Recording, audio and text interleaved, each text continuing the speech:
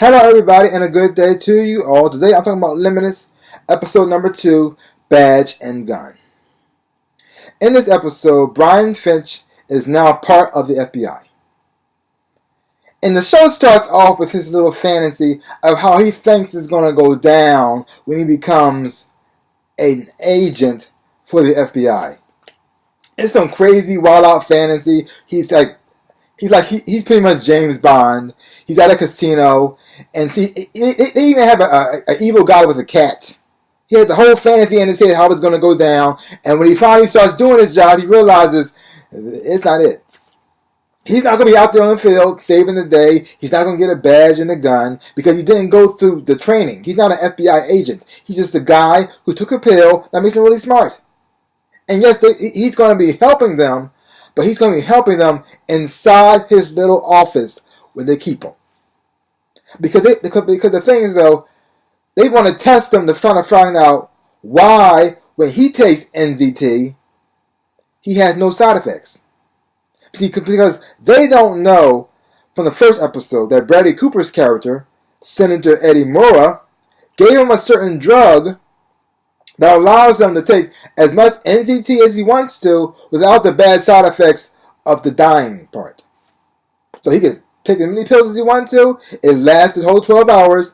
He has no bad side effects.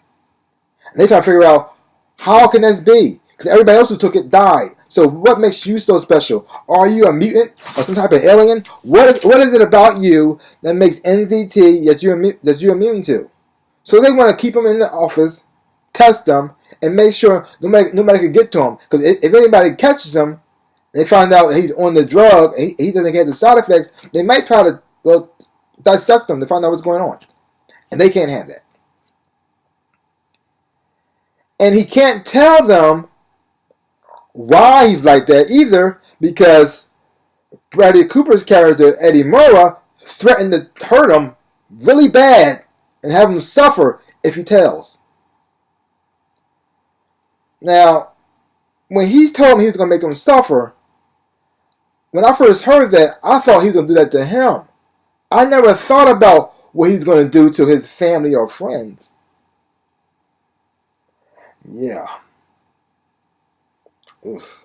Well, in this episode here, he starts his job, and he realizes it's not what it seems, and he has to help solve a murder that happens. A lot of people are dying. They don't know why. It starts off with a car bomb. And even though he's not on the field, even though he's in his office, he still manages to help solve the case. But on occasion, he has a tendency to disobey orders and sneak out. Because they have him guarded by these two people who he calls Mike and Ike. And they're supposed to keep him inside the building at all times and make sure and watch him whenever he's on the pill. Make sure nobody gets to him. Make sure he doesn't leave him. Make sure he stays where he's at. Well, he can't be contained. I mean, his mind is going. He's on the drug. He has all these thoughts in his head. He can't keep it inside an office. He has to be out there on the field. He has to see it. He has to smell it. He has to touch it. And even though he's disobeying orders, he still manages to save the day and also keep his job. I enjoyed this episode. It was a whole lot of fun. It actually was really funny too. It made me laugh a couple times. I also like the parts where he's by himself thinking out loud, where he's actually talking to himself. And he's working out the problem because when he's talking to himself, you actually can see how his mind is working and how he's coming up with different ideas and how he's also figuring out certain things. I also like when they show him off the drug, because you can tell that he actually is a really smart man. And this is just years and years of just wasting talent, a waste of a talent. And like they always say, if you don't use it, you will lose it. So even though he does have the potential, he probably could do it on his own without the drug. It might take him a little longer. He might have to figure it out not as fast, but he does seem to have the potential. Because even when he wasn't on the drug, he still seemed to be able to come up with ideas and figure out certain solutions to things on his own.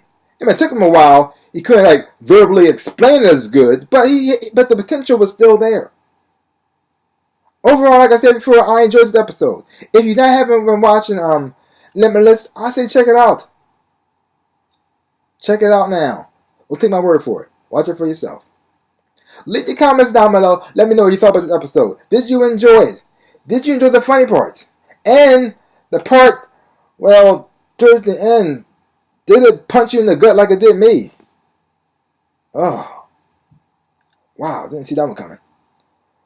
Well, that's all I gotta say about that. So give my channel a big old like, hit the thumbs up, subscribe to my channel, and share. I really would appreciate it. So like I always say, in my dreams and in real life, I am the Ninja Rabbit. Peace out, peoples.